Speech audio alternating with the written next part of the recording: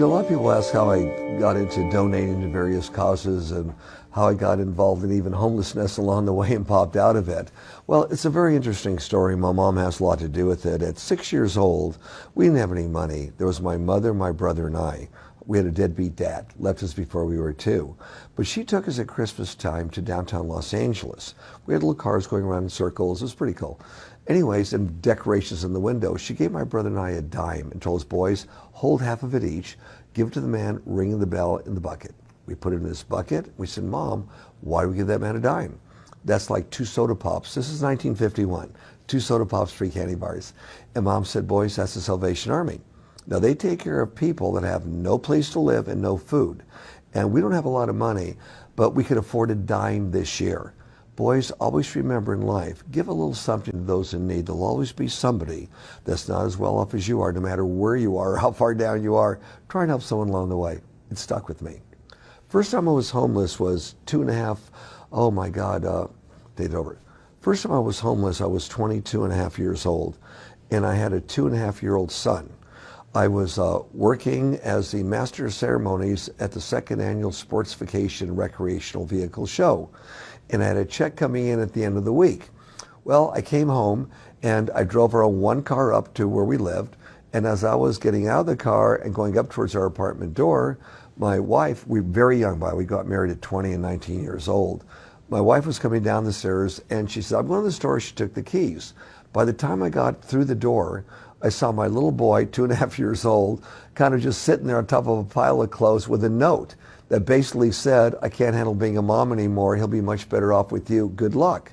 Now, what I didn't know also was that she had planned this for a few months.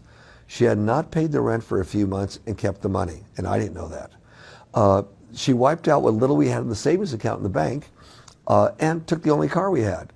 So unbeknownst to me, 2 days later, I was evicted, completely evicted. Power shut off, the landlord, she just really timed this one.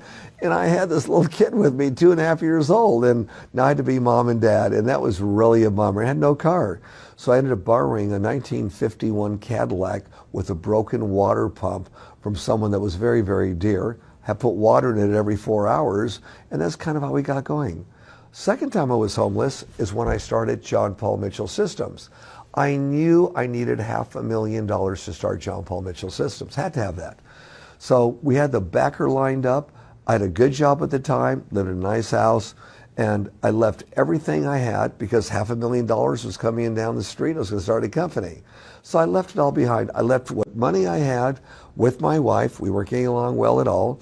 And the best car. And I took the older car. It was a good one, but an older car. It ran good.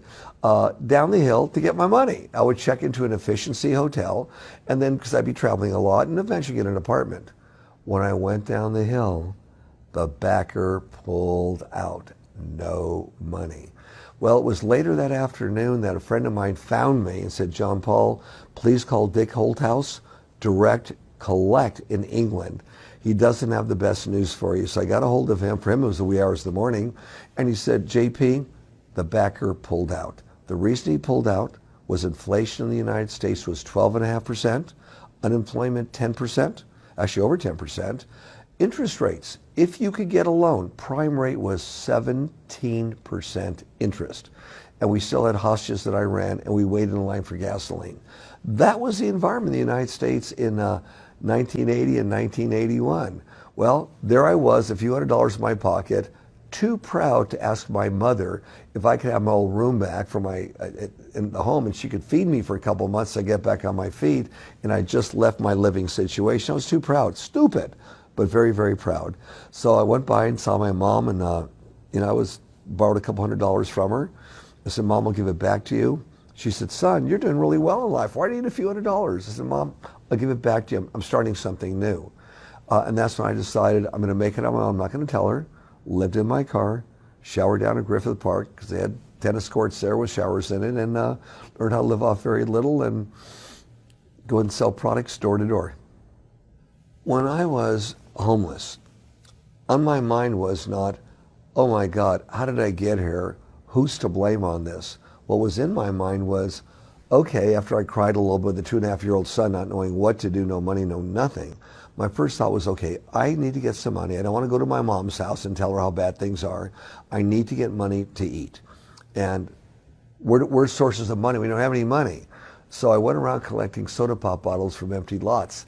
And at that time, a grocery store or any liquor store would give you 2 cents for a little one, 5 cents for a big one. Went around, collected a lot of them, cashed in, and that's how we got the money. And so we were able to eat. Now, when I got evicted out of the house 3 days later, this is when I was 22 and a half years old, when I was completely evicted. Now we had that car I had borrowed to live in, and we went more towards fast foods that were halfway prepared for you. Those are the early days of fast food, just to eat. A few days later, a friend of mine found me because he knew I was hanging out, talked to some friends of mine named Lee Meyer. And Lee said, Johnny, I've got a house with an extra room. He was a biker, a real heavy-duty biker. And he says, you and your son could live here till you get on your feet, no problem. We could have some of the biker mamas take care of your son while you're working, and let's move on, we're buddies. And that was a big helping hand. I think whether you have money or don't have money, it's very important to give back, because it's we the people, the individuals, that make the planet better so that this doesn't happen again and makes it better for other people. It's we the people.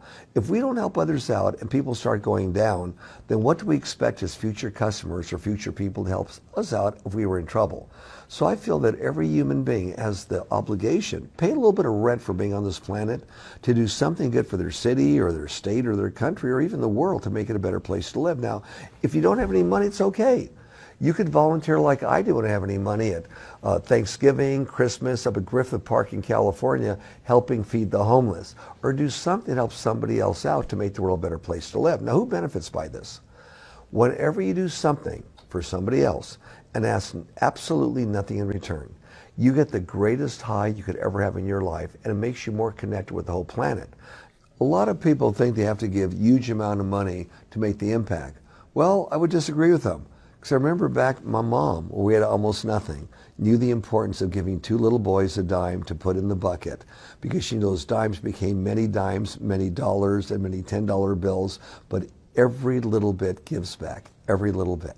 So no matter how little you give or how little of your time you donate, you've done a little something. That little something makes a difference.